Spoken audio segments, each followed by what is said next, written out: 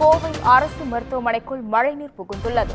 கோவை அரசு மருத்துவக் கல்லூரி மருத்துவமனைக்குள் மழைநீர் புகுந்து வெள்ளம் போல் காட்சியளிக்கிறது. இதனால் நோயாளிகள் மிகவும் பாதிப்புக்குள்ளாகியுள்ளனர். இதுகுறித்த கூடுதல் விவரங்களை நமது செய்தியாளர் ஞானசேகரன் வழங்க கேட்கலாம். வணக்கம் ஞானசேகரன், உங்க விவரங்களை பதிவு செய்யலாம்.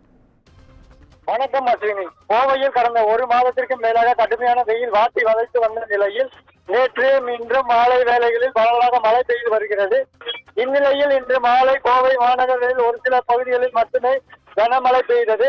குறிப்பாக பீளமேடு ரயில் நிலையம், டவுன்ஹால் உள்ளிட்ட பகுதிகளில் சுமார் அரை மணி நேரத்துக்கு மேலாக பெய்த கனமழையால் தாழ்வான பகுதிகளில் வெள்ளம் சூழ்ந்தது.